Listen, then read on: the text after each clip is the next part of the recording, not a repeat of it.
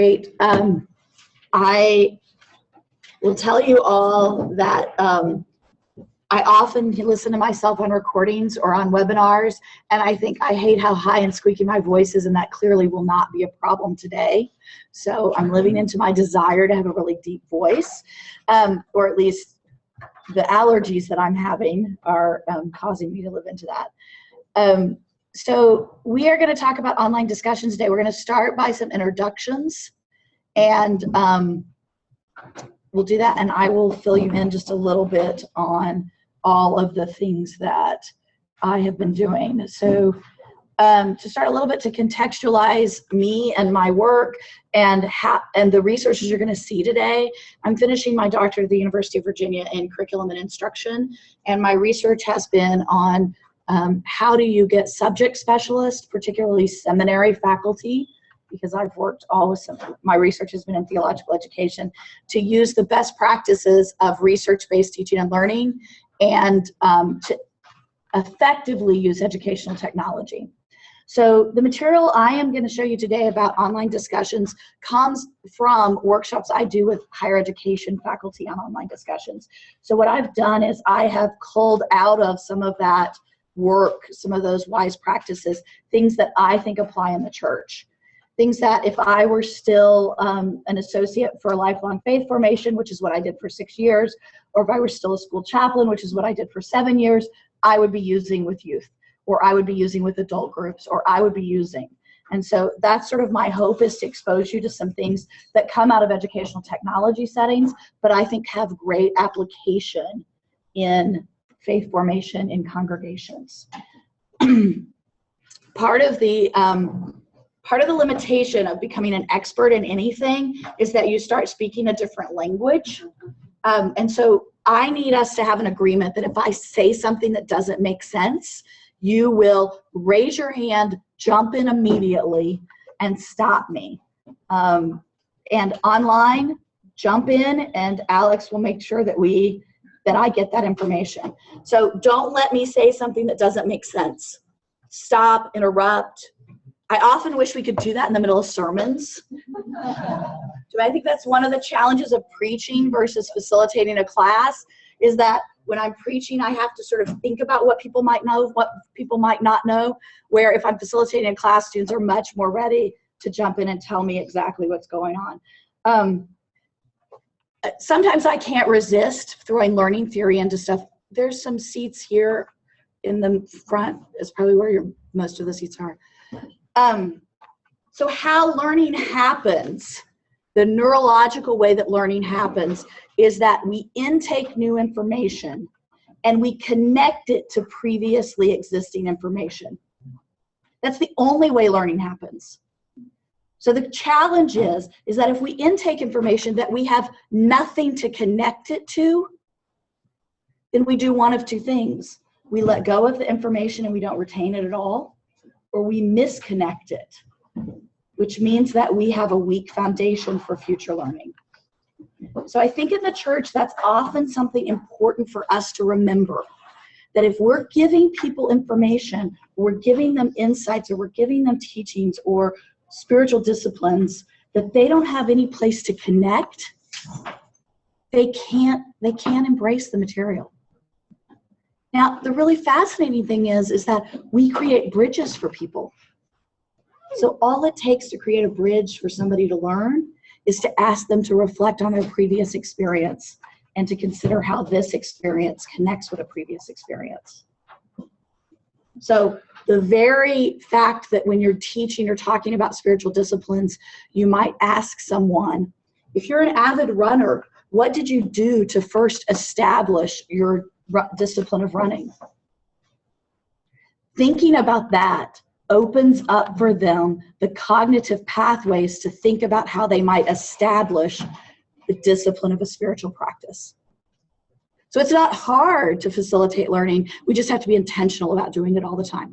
So a little bit off topic, but when we come back to thinking about writing questions, that's going to be important. One of the pieces about online discussions and online teaching is to create equality between people that are in the room versus people that are remotely. And so because we have so many people in the room and because we have at least 17 people remotely, 24. we're not, how many?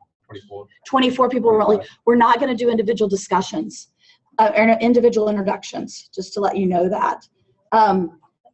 So I would like to know some things. And if you're online, I'm going to ask you to raise your hand.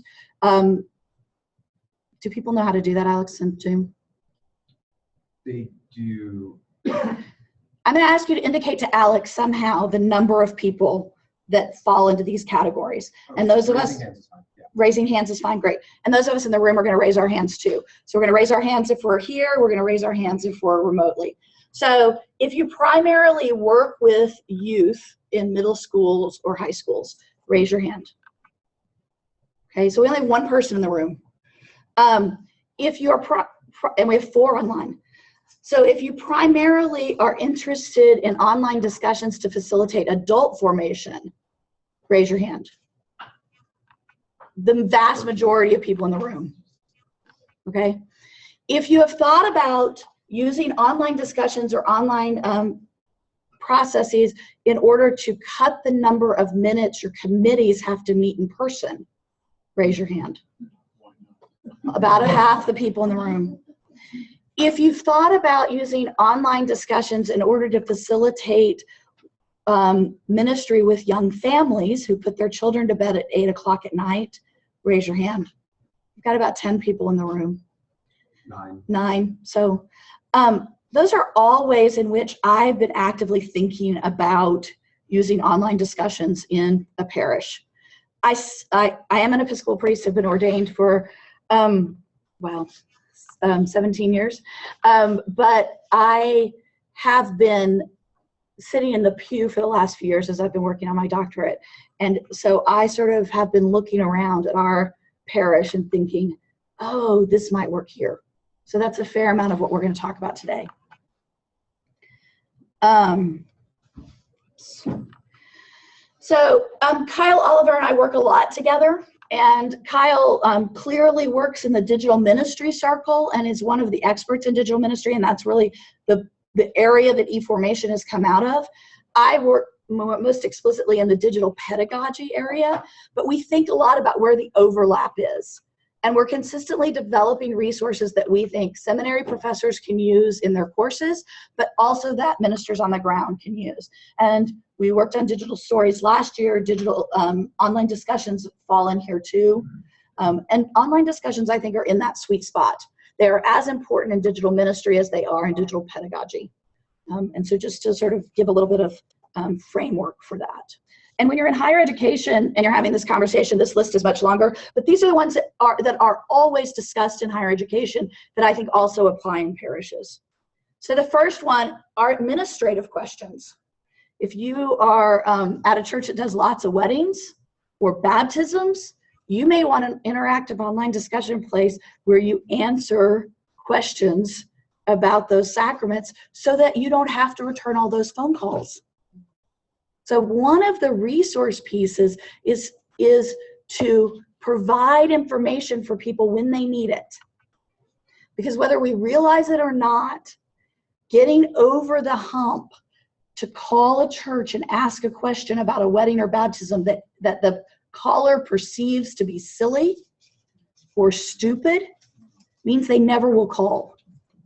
So if that information and those resources can be out there in an online digital place where they can add their questions and you can respond to their questions, and then that begins to build a set of FAQs for everybody, you've suddenly meant that they feel like when they're ready to pick up the phone and call you or call the church office, they're ready because they have a real question to ask.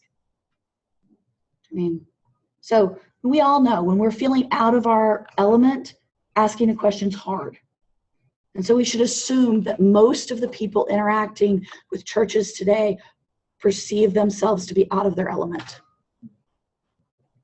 So that's one type of question. Social discussions. So online places are also places to just enjoy each other and have fun, post silly things, make connections. I named this St. Paul's Cafe because I thought, oh, that's where we go to church. And I thought, oh, that'd be sort of fun. Like, I would like in St. Paul's Cafe to know when one of the high school students won a great award. Do you mean, like, I would like to know when one of the professors at UVA who attends St. Paul's got a great honor. Do you mean, like, in some ways, that kind of a discussion board becomes, and you might do this in a closed Facebook page, like there are ways to do that.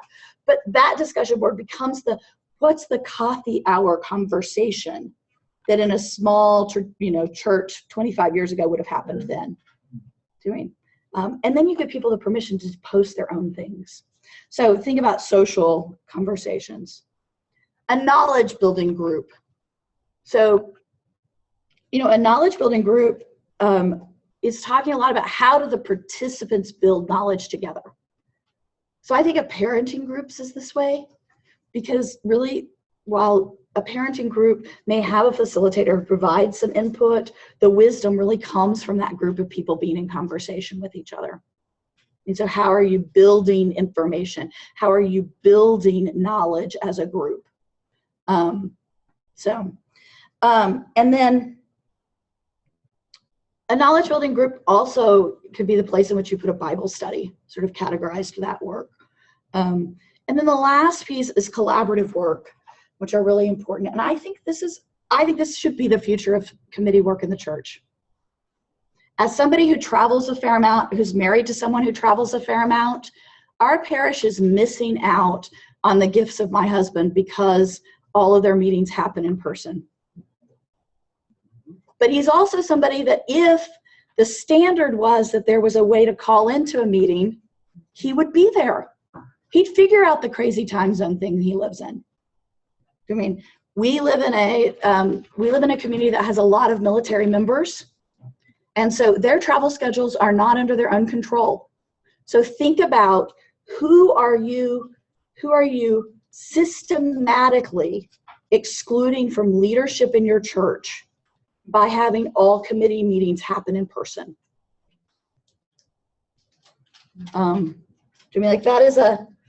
This is my new piece of thinking.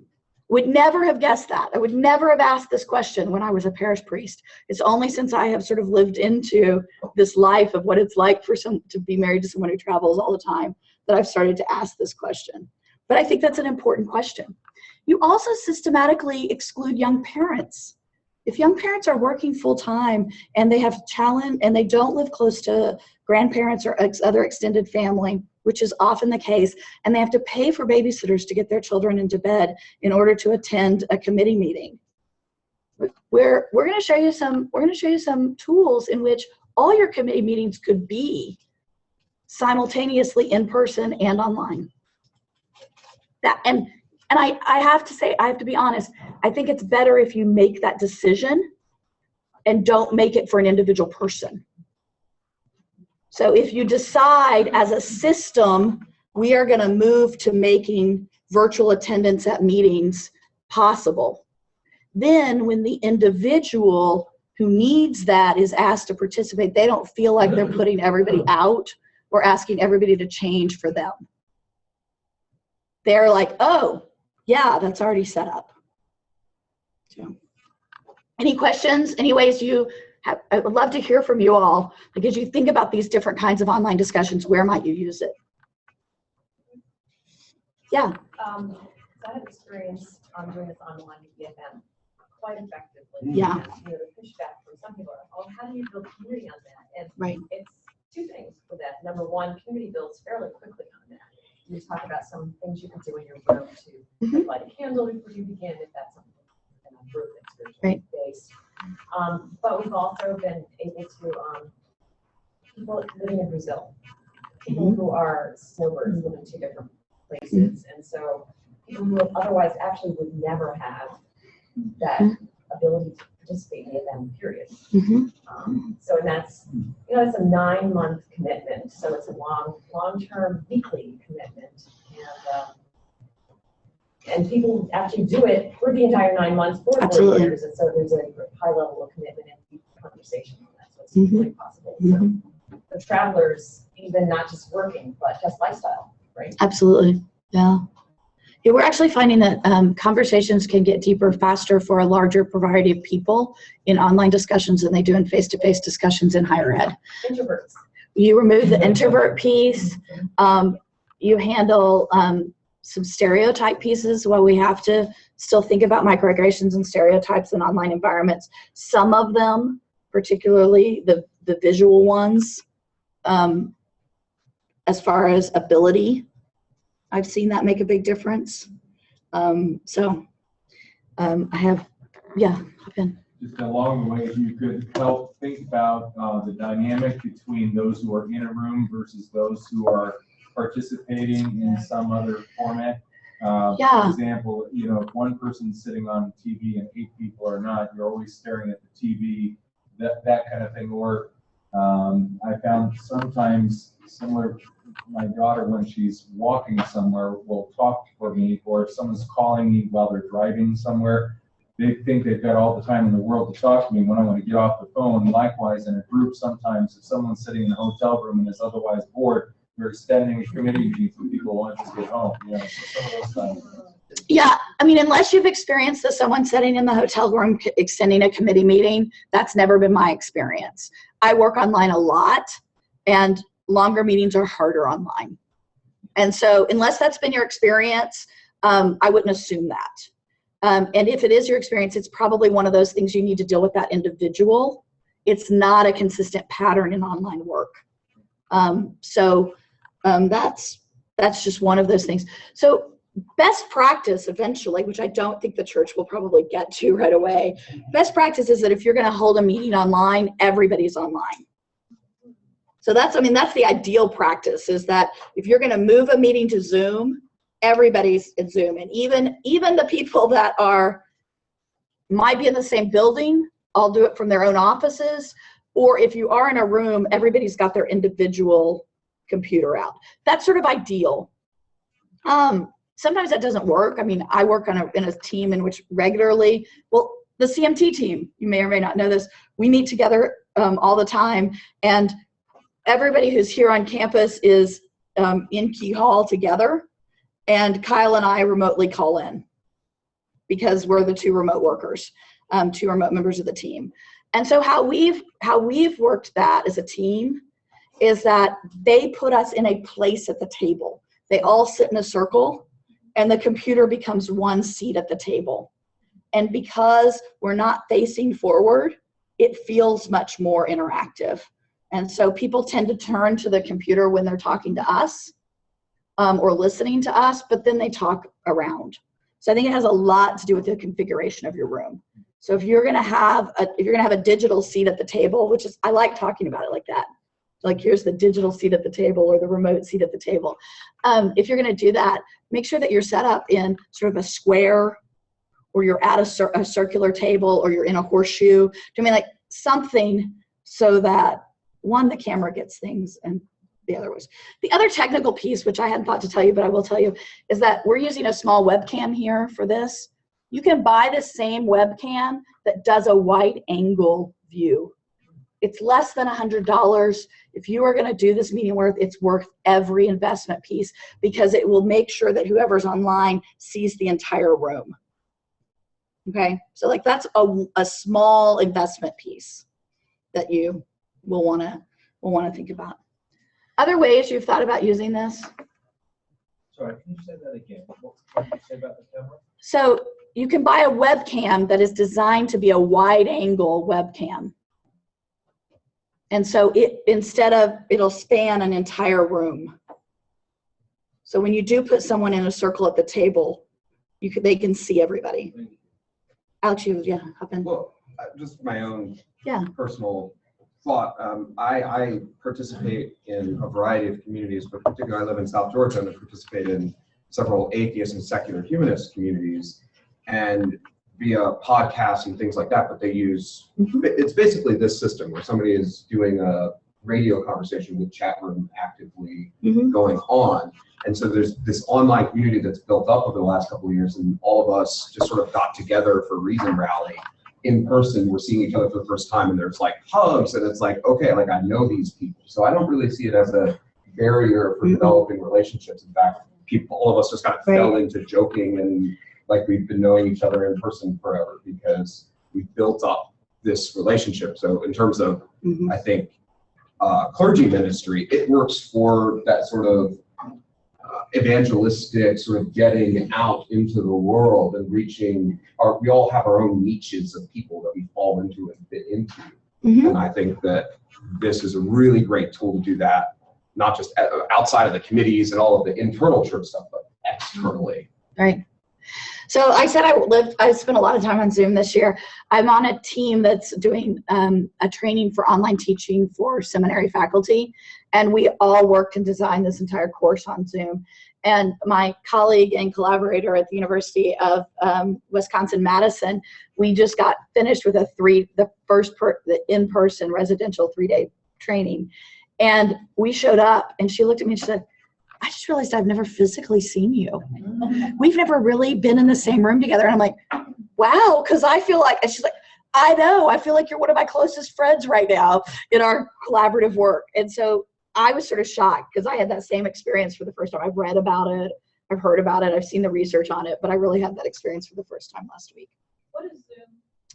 Zoom is, we're going to look at Zoom today. Zoom is what I think is probably the most accessible financially and technologically meeting conference room. So we're going to look at Zoom this afternoon. Zoom is also the tool that eFormation is using to facilitate all the webinars. So everybody at a distance is on Zoom right now. Okay, so we'll move on. But I guess I just want to finish up to say, think creatively. Think creatively about how you're using these things and think about how they systemically could shift your community and make your community more accessible. Can I mention one more? Yeah. So the dioceses that are, very sparse Mm-hmm. and don't have a lot of youth and certainly concentration in particular. There's maybe one youth doing all like a diocesan-wide confirmation class. Mhm. They start the retreat, then they do all their stuff Right. sort of throughout the year. So Yeah, absolutely. So there's some pieces about structuring online discussions. I am sure that you all have been in facilitated discussions in which you walked in and you knew that the person planned for the discussion, right? They had a plan. I'm sure you've also been in facilitated discussions in which you walked in and you thought, wow, they had no idea where this was going, and they threw out on the conversation table. So what did you think? You cannot facilitate online discussions off the cuff.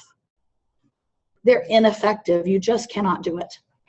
When I'm working with seminary faculty and other university faculty, one of the things I say to them is, we've all done it as professors. We've all walked into the room and we've all said, so what did you think about last night's reading? And we all know that that's code word for I had no time to prep. You can't do it online. It just doesn't work that way. The facilitation is much more structured. And at first, I really pushed back against that. I mean, I'm somebody that's committed to active learning. I think that the learner should direct the process. There are lots of things I philosophically believe. I'm a trained, was a godly play trainer for many, many years. Asking that wonder question and seeing where the group goes is part of who I am. But what I've discovered is that the role of the facilitator in an online discussion is to create the container. And that in the same way that Jung talks about the walls of the well being strong so that it can go deep, that is how I have come to understand the ministry of facilitating online discussions. My job is to create the container so that deep conversation can happen. If I create a weak container, the conversation stays surface. If I create a structured container, the conversation goes deep. And there is, having spent the last many years living with social science researchers, there's a lot of research that shows that in higher education settings. I can only assume that it translates and applies in parish settings. So yeah. Well, online, can you speak to perhaps why this is the case for a digital versus a physical medium? Right, because you as the facilitator don't have the feedback of the group. So a lot of times when you are facilitating a room full of people, you can tell based on their physical feedback whether they're thinking or whether they're disconnecting. But in a digital sphere, that manifests itself in people just not participating. And you don't know if the non-participation is because the question you've asked is so deep and so profound that they need a lot of time to think about it, or if the questions you've asked has been so vague that they think, I have no idea what they're asking, or if the question you've asked is so directive that they're like, well, yes, of course. I mean, like, so we depend on feedback in order to facilitate. In an online environment, you lose a whole bunch of your senses, so you have to be more specific. So I would mention my colleague at UW-Madison, who's one of the experts in training teachers to teach online. She tells this great story, Bridget does. She said the first time she ever facilitated an online discussion, she asked a question, she worked out a question, she was so proud of her opening question, and then she realized it was a yes or no question after 2 days online, and she's like, oh, I'm gonna do better this next time. So she worked on the next question, and she worked on it, and then she realized she'd asked a question that had one right answer. It's boring. Do you mean, so the type of question you have to ask are questions that are open-ended. They're questions that ask people to make connections between different things. They're questions that ask their opinions. Does this resonate in your life, and where? I mean, like, so that's a yes or no, but the second part isn't. I mean, so those kinds of questions. So when you're structuring online discussions, you want to think about who is this? That's really important. So in an online environment, our first question is always, who are our participants? And when we ask who, we ask, what kind of technological background do they have? How comfortable are they? Do I need to have a whole forum, a whole discussion thread about how do I get onto this online discussion? Or do I need to do 1 5-minute piece on that because they're all really tech savvy? What is the goal of that discussion? Those are the types of discussions we just went back to. Because if your goal is administrative, and to create an FAQ, you're gonna have you're not gonna have a lot of back and forth. People are gonna ask questions, you're gonna respond to them, but probably you won't have tons of interaction. But if your goal is knowledge building, then every piece of information you share, you want to ask people to add to that. So what's the goal is really important, because that'll guide you to the type of questions you're going to ask. So when? So do you expect people to check every day? I think that's a little unrealistic. In higher education, we suggest that if you're going to have an active online discussion, you encourage people to post twice a week. But tell them that. If you're going to do a Bible study, the group expectations are that people will check in by Sunday night and Wednesday night. So you've been on the forum at least twice this week. Those kinds of expectations in church often feel to us like, oh my gosh, that's too much to ask. In an online environment, that is setting up the expectations so that a community can actually happen. Because once again, in the online environment, you can't walk up to them on Sunday. You may or may not be able to walk up to them on Sunday and say, hey, I missed you at Bible study on Wednesday. Do you mean, so when, what's the rhythm? I think about this, what's the rhythm of the group? When also means, how long is this group going to go? So for any knowledge building group, I would encourage you to set a time frame. We're going to meet for the next 6 weeks in this online discussion. And then if it's fruitful, we'll reevaluate and see if we're going to go for another 6 weeks. Or we're going to meet for 6 weeks and we'll be done the week before Thanksgiving. And then if it's fruitful, we'll talk about whether we want to start up January 1 again. Do you mean block it? Because then people they don't feel like they're committing forever. That's a big piece to me as I make online commitments. And then where, it's just about what kind of tool are you going to use, which impacts how private the situation is. So that can have a difference there. What's your goal?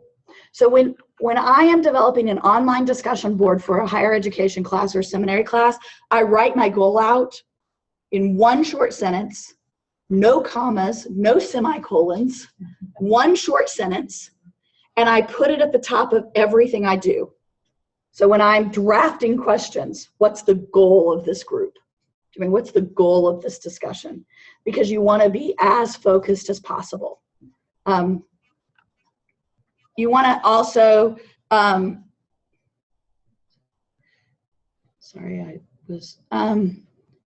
want to also sort of make sure that you don't assume that connection can't happen. I'm surprised at the number of people who facilitate online discussions, and when you read their online discussion, there's clearly a thread underneath that this is secondary relationship. This is just because we can't be together, which would be much more desirable. Like, you have to sort of work that out. Whatever stuff you have about online discussions, you work that out separately than in your group.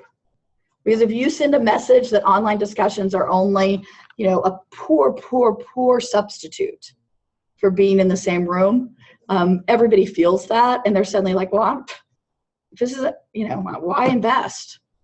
I mean, so, and then the other thing to think about consistently is, as the moderator of a discussion, and an online discussion does need a moderator. It needs a person who's responsible for moving it along. You have to think about how you can be a hub. And I need to redo this graphic so that there's lines between everybody too. But you know what I mean? Like, you need to think about how you could be a hub. Unfortunately, like I just said, this graphic says sort of everything's coming into the hub. That's not the ideal. The ideal is that the person is hubbing and it's more like a spider web. I mean, like, so there's connections happening along the sides, but you're still sort of, you're very central to it.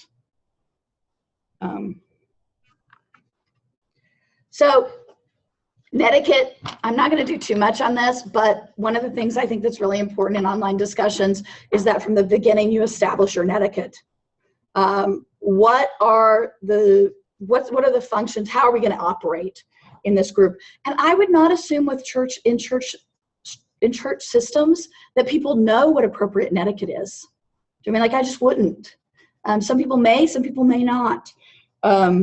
So, you know, so one of the pieces, sorry, let me get and see if I can clear that. Well, I'll just read it. So the message title should reflect the topic.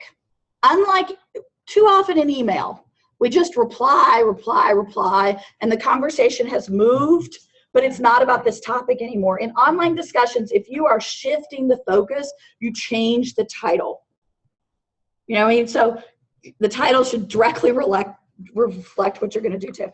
Not too short, not too long. And I tell everybody this. An online comment in an online discussion that says, hey, me too, is worthless. An online discussion that is 1,000 words is worthless. Do you mean, like, so you say to people sort of, between a paragraph, never more than 500 words. Do you mean, like, so if you're gonna take the time to make a post in an online discussion, reflect on what's already happened or add to the conversation. I mean, this is a piece of netiquette that I included because this is very well known in corporate circles, but I didn't know it in the church, and I was really put off by it when it first happened to me, is that it is considered appropriate that when you are responding to a message, you delete all of the message except for the one part you're responding to. So that's how that's how in the corporate world, people are taught to respond to email.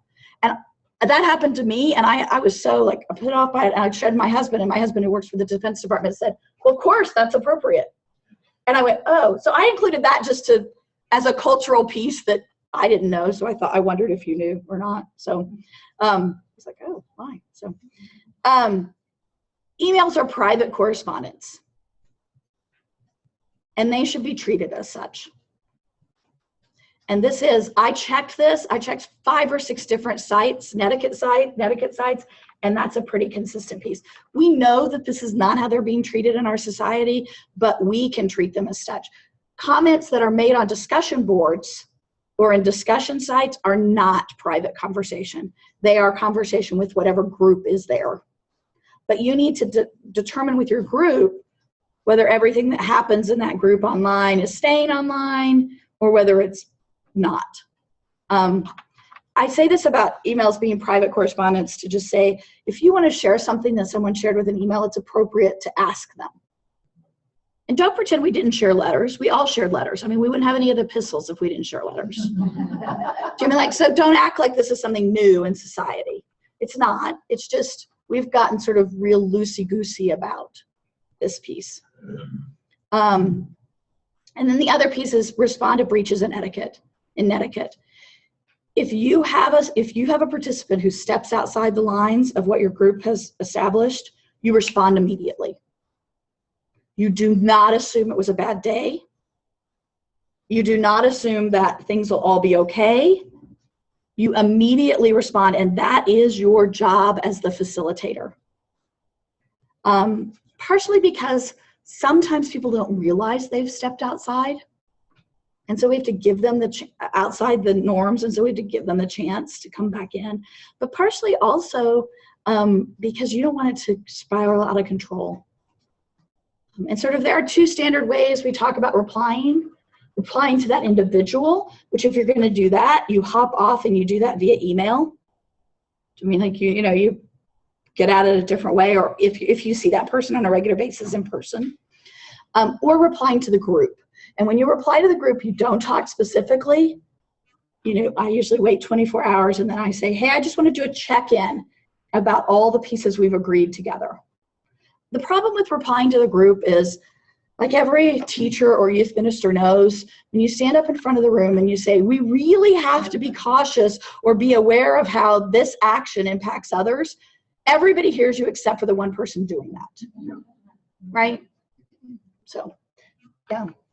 Question, one of our experience is side conversations, which people can do by texting each other in their various locations, which is, I guess from my perspective, unhelpful and something that we wouldn't do if we were face-to-face.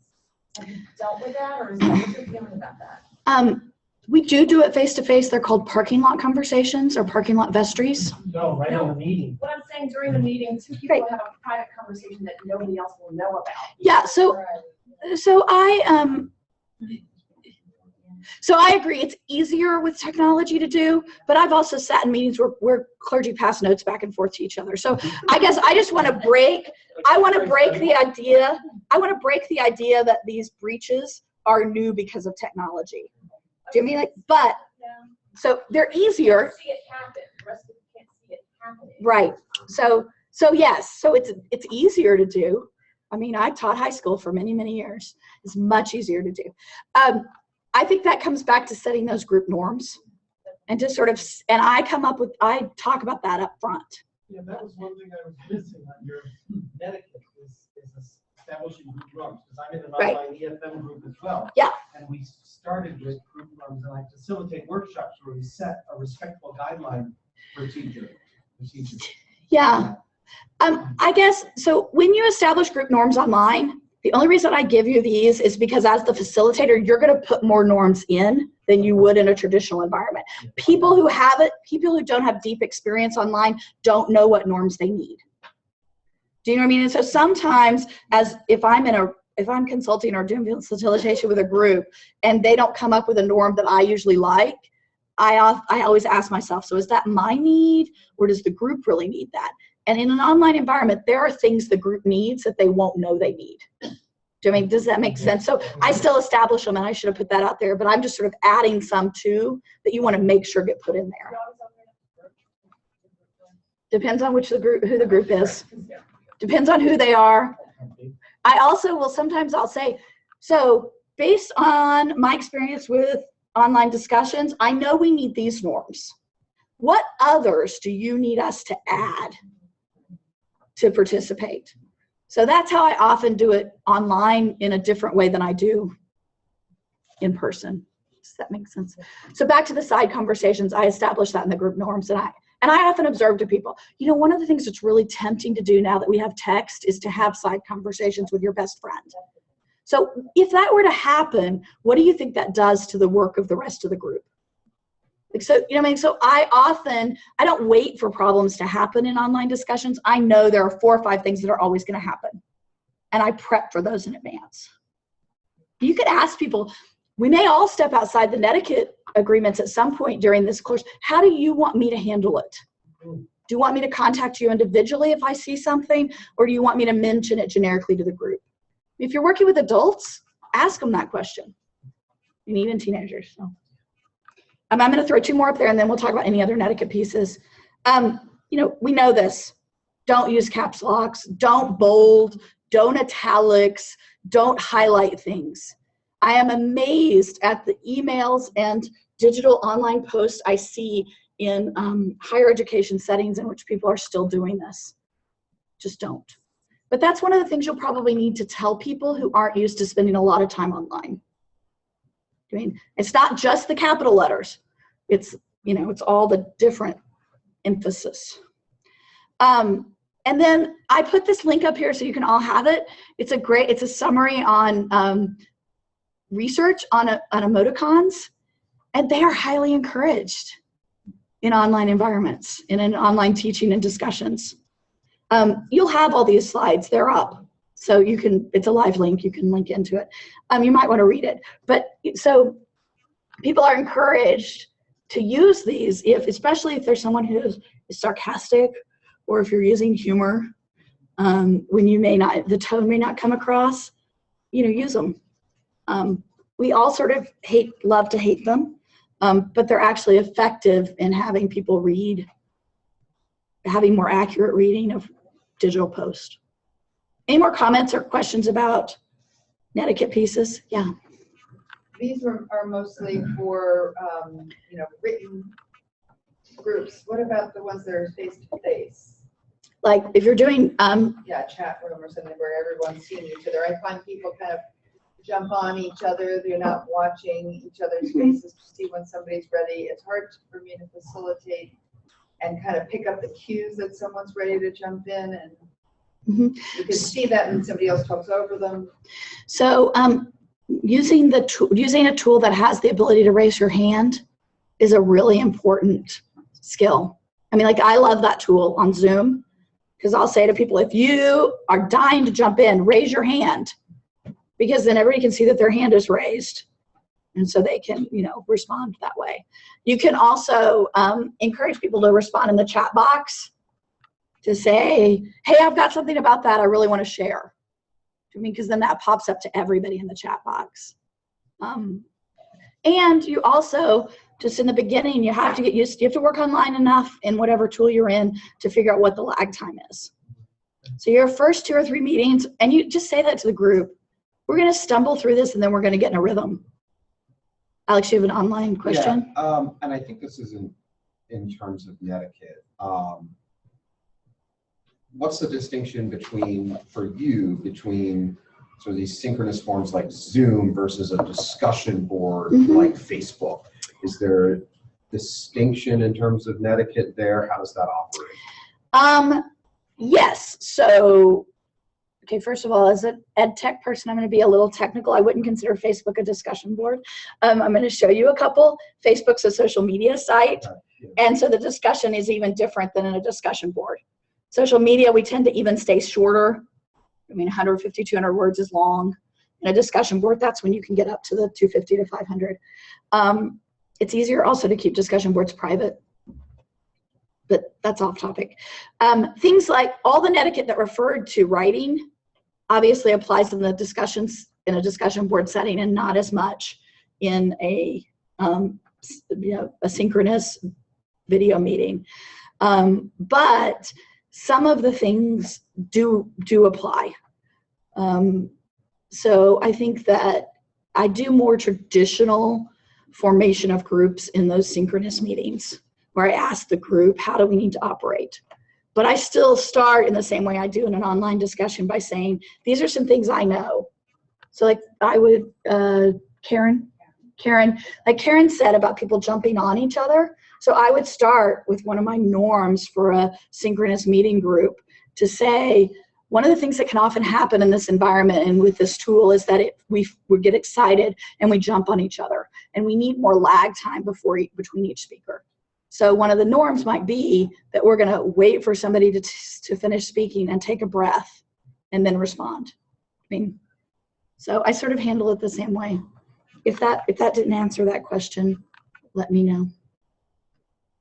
I'm not going to spend a lot of time here because you'll have this, but good discussion board questions make expectations clear. So if you want everybody to respond by a certain date, or if you want everybody to share a resource or share their favorite website, or I mean, whatever you want them to do, be really clear. You want to mix up the kind of questions. You don't want to ask the same question over and over and over. So maybe ask them to share a resource one week and ask them to, spend 10 minutes in quiet prayer time and write about what their experience was another week. I mean, like, there's lots of different, you ask probing questions. So how does this apply to? What are the connections you see? Where explicitly did you connect with this reading or with this piece or this sermon or this video?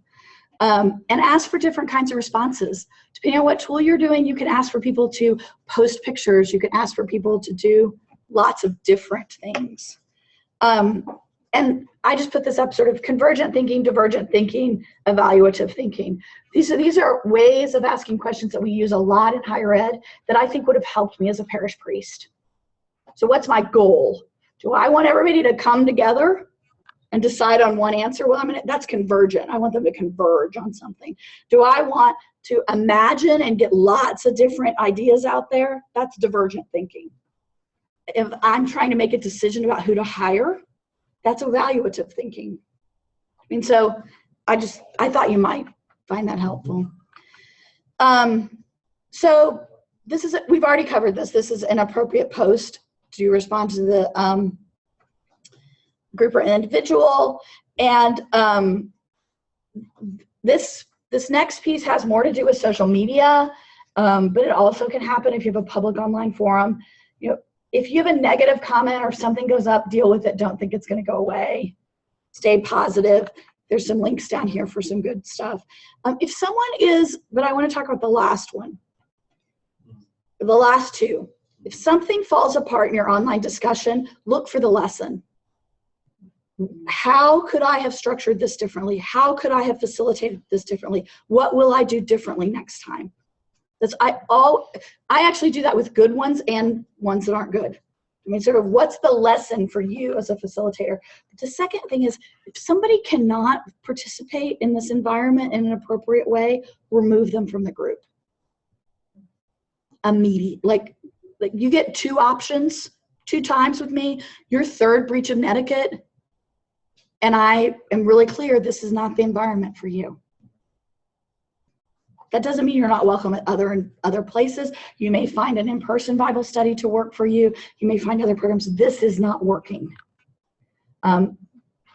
Your group will fall apart in a heartbeat if you let somebody hang out. We've all had that happen to our in-person programs at church, right?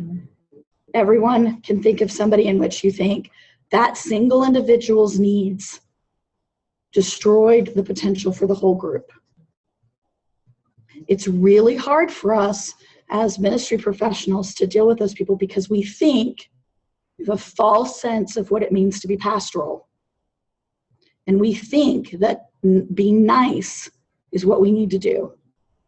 And I would say very clearly, my understanding of what it means to be ordained and what it means to facilitate an online discussion are very parallel. And I understand my role as a priest is to facilitate the container for the entire community, which is exactly what I'm doing in an online discussion, which means that sometimes an individual is unhappy or uncomfortable.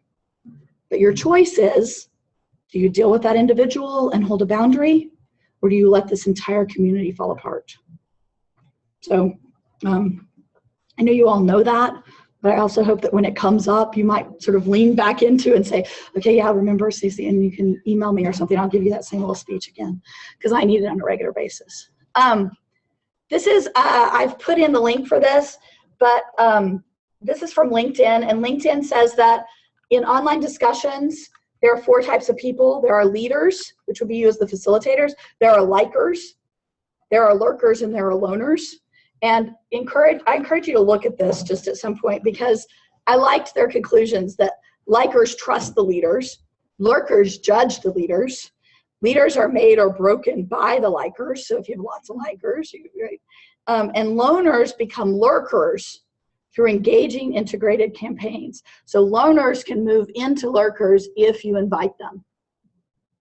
It's sort of an interesting, so part of this also, I put it up there to make sure that you knew that you're gonna have lurkers. There are gonna be some people that barely participate, and there'll be some people that participate a lot. Don't worry about that. Now, if you have a discussion board in which the group has decided everybody will post at least once a week, everybody should post once a week. You'll have some people that are posting 10 times a week. So make sure people meet the agreed upon minimum, but don't be upset if they don't do more. So let's talk, we have 30 minutes left, and we're gonna spend the next 30 minutes talking about tools. So I have 3 tools, so I hope we'll get through all of them. When you think about discussion tools, you talk about text tools versus video or audio tools. Think about asynchronous versus synchronous tools. I am not going to talk about Facebook or any other social media platform, and I'm not going to talk about Google, because I feel like those have been covered in other places. So I am going to spend some time talking about these 3 other tools. So,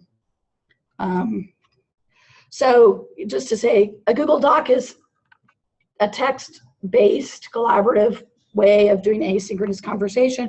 A Google Hangout is a video audio way of doing a synchronous congregation. So Piazza, we're gonna see how this goes, you guys. I'm gonna tell you a little bit about Piazza, why it's booting.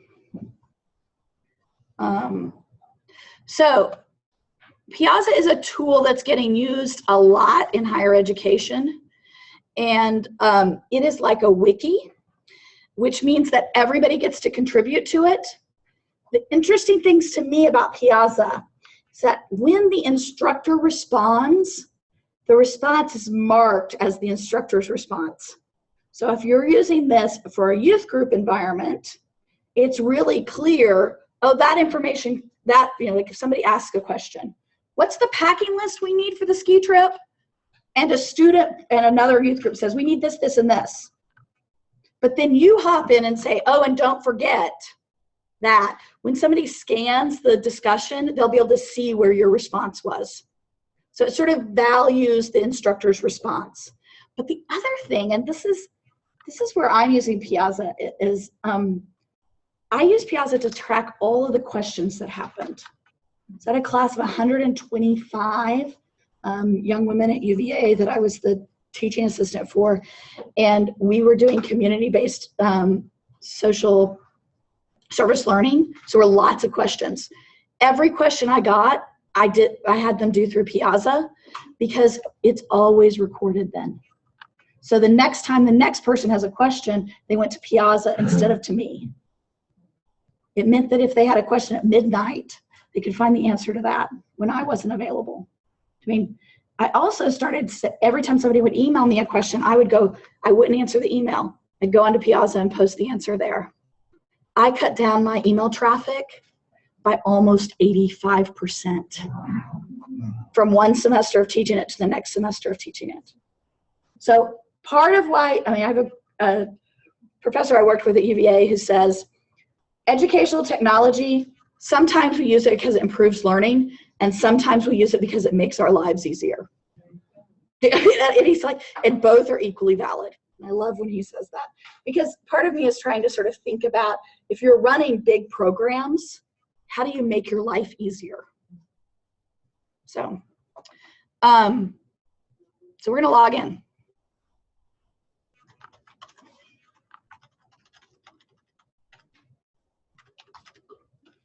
I'm just going to show you guys a little bit. The other thing about Piazza is free. I can't quite figure out how they do it, but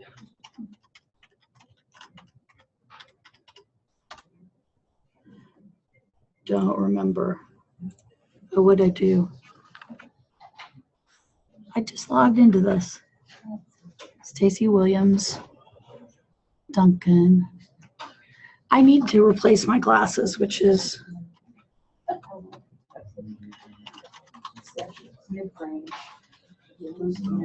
oh my gosh, it's crazy. Okay, I'm in. I typed something wrong. So I set up a class called eFormation 2016.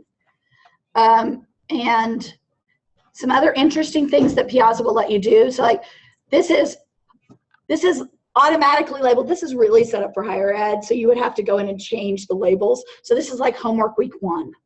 That's what it says. But you could go in and change those labels, and you could change it to ski trip. You know, you can you can change it. You just do it over settings. I'm not going to spend time doing that, but I will tell you it's easy to do, to change the labels. And so you can start or add a post. Do you know what I mean? Like, so yeah. It's just, it's so small. that I don't Thank know you. if No, that's we nice can, for real estate, if you can make it a little bigger. we will, let me, If absolutely. that's important to what you're showing us. just so you know Control that. plus. Yep, Ah. Thank you. absolutely. That's exactly what I need you to do. So, thank you so much. You're welcome. I thought it was me. That's right. Okay, let's do it. So we're gonna, we're gonna start a new post that said ski trip questions. Okay. So there are no results. No one's done any ski trip questions right. So that's so nothing's there. But as things happened, as people posted, and you can do a whole post. It's just a very traditional kind of post. This is for you as a leader. You can decide which folder it goes in. If you want to change your folders, you go to manage class. That's where you might make different headings for different kinds of topics, confirmation trips, summer trip, all that. I want to hop back into 101, into our basic class. You can,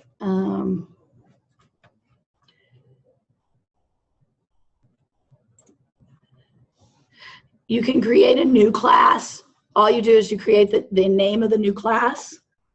This will allow you to create, there's one trick about Piazza I need to remind you. This allows you to change your school name and create a school. You could create a school for your parish.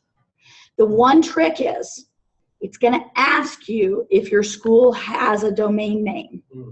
You want to say no, because if your school has a domain name, then you as the instructor must use an email address attached to that domain name. That is how institutions are working with Piazza to make sure that their names aren't getting hijacked. So part of the reason you're not seeing a full Piazza for me is that I have created this one under my personal email address, not under my UVA email address. So that's the only trick about signing up for Piazza.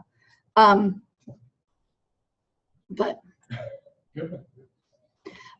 to show you a little video about Piazza just to finish up. So, the online Q&A platform is incredibly easy and completely free for professors, students, and universities. Piazza eliminates redundant emails and creates tremendous engagement between students and instructors. Used by over 30,000 professors and hundreds of thousands of students around the world, Piazza is FERPA compliant and integrates with all major learning management systems. Professors choose to create their classes on Piazza because it has a streamlined and intuitive interface, helps eliminate email inbox clutter, and is a driver of significantly higher student participation. Some of our most helpful features include a wiki-style format, so you and your students can build a single high-quality answer, avoiding dozens of disconnected comments. Customizable polls, enabling you to take a pulse of your class. LaTeX support inline or through an editor to easily write code and equations. Code blocking and syntax highlighting for easy code reading. Rich text editing and the ability to upload pictures, embed videos, and share files, which makes it easy to post materials and generate robust discussion. Quick use of updates, unresolved posts, and unanswered questions, so you know exactly where to focus your time. Detailed class statistics that you can view and download at any time, so you can easily track and reward student and TA participation. Students love Piazza because they can get help in minutes, anytime, day or night. They are notified as soon as their question is answered, removing the need to keep checking if they received a response. Professor endorsements encourage students by letting them know that they are on the right track, and if professors choose, students can ask and answer questions anonymously, which empowers every student, even the shyest ones, to participate. Getting started is easy and takes just 2 minutes. If you run into a question along the way, email or call us. We'd love to hear from you. Piazza, incredibly easy, completely free. So some things I've thought about as I've thought about translating Piazza to a church environment are, one, changing the headings. I mean, like changing your folder headings with that to make it more personalized. Two, to think about how you can use polls. I don't know how many of you have given groups opportunities to decide what kind of food or where they want to meet, or like you can use all of that. But the other thing is that as much material as you can move here works. So if you decide to use this for a youth group or an EFM group or anything, stop sending emails. Do you mean like if you will use Piazza, they will use Piazza. If you circumvent it by continuing to send emails occasionally and use Piazza sometimes, then it doesn't benefit you. I mean, part of the benefit of this is the lower email clutter, and for some people, depending on what their work situation is, it's nice to have a site to be able to go to. Mm-hmm. Are you seeing this as a possible use for committees and boards also? I think it would be a great use of committees and boards. I mean, you can put files there. You can do a whole bunch of different things. It also then allows being able to indicate where all the participants are versus where sort of the facilitator is, I mean, can be helpful. Does this change the dynamic or the question we've been wondering about, whether to use OneDrive or Google Drive, et cetera? Is the destination when you could use this instead? Those are two different questions. They're two different tools. OneDrive, Dropbox, Google Drive are file share tools. This is a discussion board tool. So this is more about the interaction piece. So it doesn't store the document. It'll store some, but they're not organized. It's going to be organized by thread. Then it's not going to be organized as far as your file. Discussion based. Yeah, it's really discussion based. It's discussion driven, right? So the folders are your different threads? Mm-hmm. The folders are different threads. And within a folder, you can have multiple threads. So think about, so like when I do it for a class in higher ed, I have a folder for each unit. But then I might have different threads within that unit. And then I always do a folder at the end for like the big project or administrative questions, logistical questions. But yeah. Mm-hmm. You've been thinking more kind of from a vestry level. Mm-hmm. And when you do the poll, can the vestry vote online under Piazza? And then does the rest of the congregation have access to these voting tools? So that's several pieces there. So Okay. One, whether your vestry can vote online depends on your vestry bylaws. And if you want to start voting online, you need to make sure that that fits with your bylaws and how a quorum is defined online. So that's one. So that's one thing. That's sort of a technical church piece. The second piece is that on Piazza, you as an instructor can have as many different classes. And so I would have a class for vestry. And some of this is you have to get past the education language. So, so think about each class would be each project or each group, whatever you're working with. So I might have a class that was only vestry members. I would then, in order to have access to that class, you enroll the people by listing their email addresses in Piazza. They get an email that invites them to enroll. There is also a way to share an enrollment link which then if you share an enrollment link, when somebody joins your class, you have to approve them. So you have a lot of control over who sees what, which is nice. So you could get your entire congregation the ability to see the voting. And You could create a class that was your entire congregation and enroll everybody. Mhm. And then you could have a separate class that would be vestry. And vestry, the only people that would see the voting were vestry. Okay. And when you set up a voting tool, you as the instructor get to choose, do the students see the result of the poll or do they not? Do you mean like so? Because sometimes I don't want students to see the result of the poll. Do you mean so you get to choose that, you get to set that limitation. And the facilitator enrolls the attendees, like facilitator would, how does that, or does the student enroll themselves? You can do it two different ways. So one, you can enter an email address. The facilitator. Yeah, the facilitator can just list a whole list of email addresses separated by commas. Okay. Do you mean like, and then if that's how you do it, an invitation goes to that email for that person then to enroll.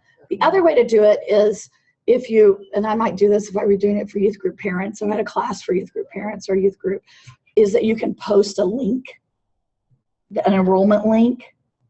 And if they click on the enrollment link, then they sign up for Piazza and an invitation comes to you as the facilitator to approve their enrollment. So you're saying post it like on your church's website? Yeah, you could. I mean, you want to think about that. But yeah, if you had a youth group page. So people that are in the physical room, and the microphone that our webinar Thank people you. are I'm sorry, I using forgot. is very good. So if you just talk sort of at the volume that I'm talking, I know that seems a little silly, but if you talk at this volume, even if you're talking a short distance, then they can still hear us in the room. So when we're asking questions, try to. And I am sorry, webinar people, I forgot to repeat questions, rephrase questions. I'll try to remember to do that too. So any other questions about Piazza? I think this is a tool that has lots of potential. And best of all, it's free. So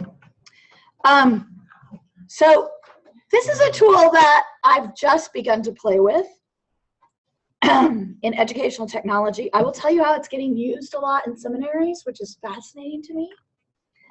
So VoiceThread. Let me sign into my account. We're going to create one together. Give me 1 second. Whoa. Okay, I don't know what happened there, but we're all back.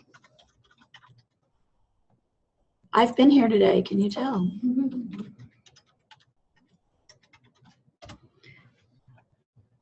No. Okay, so we're gonna create a, yeah, I'll make it bigger. Thank you so much. We're gonna create a VoiceThread together. So VoiceThread is a way for people to make comments without typing. They can record visual or audio comments. And one way VoiceThread's getting used a lot in seminaries is as a homiletics tool.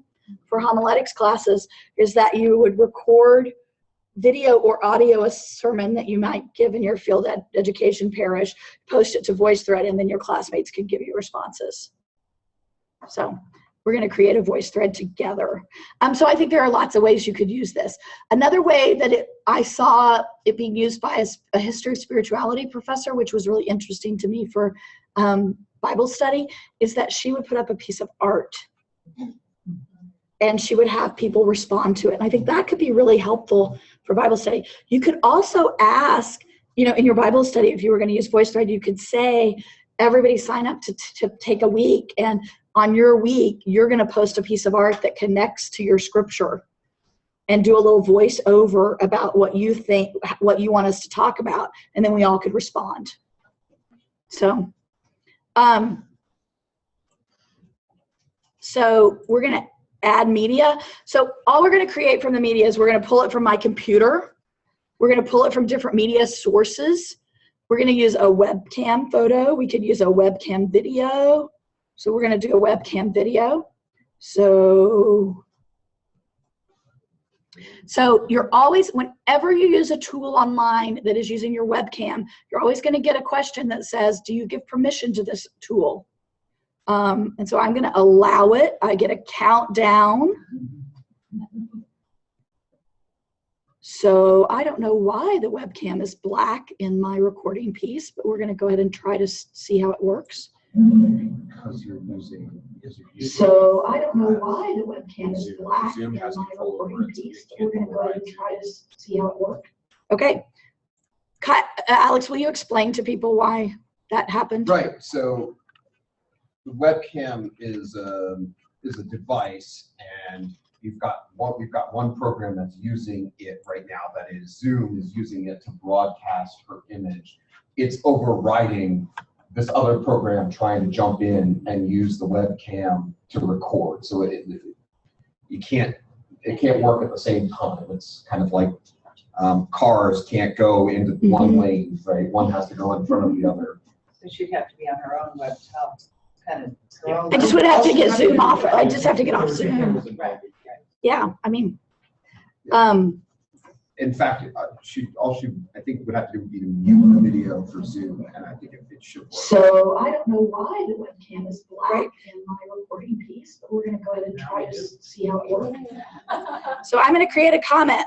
Do you see down here I clicked comment? So my kind of comment, I could type a comment. I could make a call in. I could use my computer piece. I could use my video, or I could upload a piece of art as a comment or any other kind of file.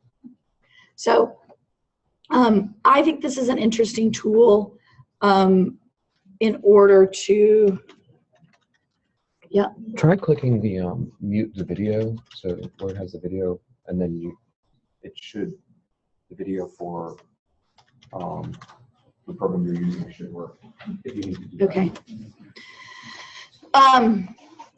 So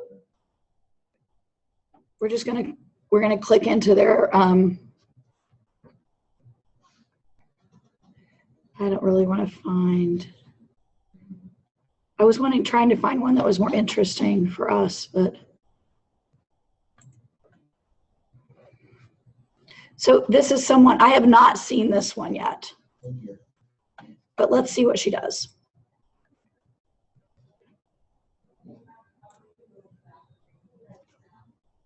Oh, am I muted? Anyway, that may not work for me to give an example. Anyway, because I do want to get to Zoom and I know we're going to run out of time. But yeah. This is just, if I were, I'm thinking, I'm a teacher, so I'm going to use it with younger kids. It doesn't go on the internet. It's close. I mean, it does go on the internet. All of these are web-based programs, but only people that are enrolled can have access to them. So it wouldn't be a general, everybody. You're not going to be able to find your VoiceThread on a Google search unless you make it public. Okay. You have control over that. So all the tools I'm showing you are FERPA compliant because they're being used in higher education, which means they have enough protection to be able to do student work in them. So like Facebook, while we use it in higher education, is not FERPA compliant. And we have to say that to students when we use it. This is FERPA compliant because I control who comes into the group. Okay. I will try to post a good VoiceThread example. Actually, I will. I'll post a good VoiceThread example on the Pinterest page so you can find it too. Anyway, so I want to look at Zoom, and Alex has an idea about how to do this. It'll work. Okay, Alex, walk me through it. How am I doing it? The Am I going to Zoom and VoiceThread? no, Zoom. If I want to look at Zoom, I'm just going to do it off my my screen, right? No, you keep the sharing screen, you just pull up Zoom, right? Right, okay, I'm good. Yep. Then, Well, you've already got, Zoom's already open. that's right. So go up here and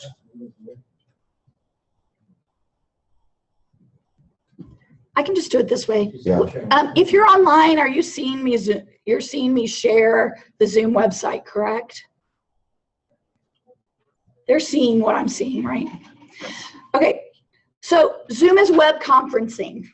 Think of what are other web conferencing tools you've heard of? WebEx. WebEx is another option. GoToMeeting. What? GoToMeeting. GoToMeeting is another option. Google Hangout is absolutely a video conferencing tool. What was the other one up here? Adobe Connect. Big Blue Button is another one that's out there. There are a whole bunch of them out there. I like Zoom because of this reason. The price. So it's free if you want to use the basic Zoom. If you want to pay for Pro, which gives you a little bit more timing, and if you look down, it gives you some more things about the meeting dashboard, and it allows you join by Zoom rooms. So a room in a web conferencing platform, I need to make it bigger. Other things, yeah. Stacey, I didn't hear you say, is VoiceThread, is that free or cost? VoiceThread is not free. It's $100 for a year, and you can have up to 50% participants for the $100. So I would consider it, as an educational technology person, I was considered a mid-range tool. I have free tools, I have cheap tools, which are $25 or less. I have mid-range ones, which sort of are in that $100 range, and then a little bit more. So, but even this one, it's $150 for a year if you pay for the whole 12 months instead of monthly. And one of the things that the Pro membership allows you to do is it allows you to break you up into small groups. So if you had a big group of people, you can actually break them into small groups in the same way you would do a breakout room in a conference. So things about Zoom.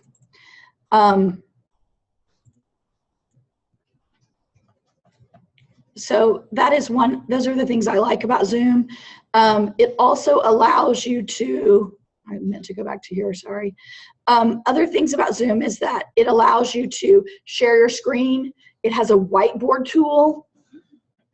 It allows different people to take control of the screen. It has a chat room on the side. Everybody online is using it right now.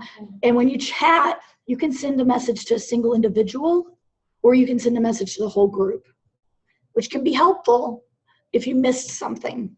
Or my colleague who I've worked with, in which we're co-facilitating a class online, he sends me messages so that I have that, we have that option of talking about that. I'm not going to do too much more demoing of Zoom, but because we're almost out of time, but I will stay and answer any questions you have. The other thing I really love about Zoom is play with it for the free version. You can play with it and use it without making any investment, which is not true in almost all of those, except for Google Hangout. So probably the other thing to say is about Zoom is that it has great mobile access. I've done whole meetings from my phone. So, and the other thing to say about Zoom is that the tools are better than they are in Google Hangout. And it can be hard to get, it can be a little confusing to get on Zoom the first time, but after that, the links work and it's easy to get in.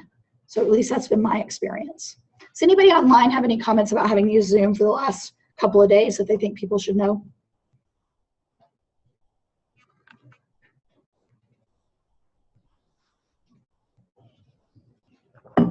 Okay. Google Hangout has the ability to draw on other people's faces, which is a plus. That's right, yeah. Yeah, Zoom is clearly designed for more of education web conferencing, not hanging out. Positive comments. Yeah, positive comments, okay. Questions about Zoom right before we leave? Is there a limit on how many cameras you can have, like how many people's faces you can see in a meeting in Zoom? I've had a lot. I've had 10 or 12 easy. Okay. So I do know that after you get so big in Zoom, it defaults to the camera of whoever is speaking. So it does that anyway. Yeah. Even if you have 3 people up, if 3 people on the thing, the main picture is always going to be whoever's microphone is speaking. So the one thing I want to say about Zoom as we walk out the door is that these, this is a set of headphones with a microphone on it, are your best friend. Even if you are in your office and you think it is really quiet, I encourage you to use these because you can get feedback loops. If people's voices are coming out of your computer and your computer's microphone is on, you can get a feedback loop. This corrects that. You'd also be surprised at how loud for other people your spaces are. So anybody else want to throw anything in about Zoom? So I hope that getting to know a couple of these tools and sort of having this conversation helps you think about new ways of using online discussions and how to structure them, and maybe dream a little bit about where you're using them in churches. So thank you. And I'm here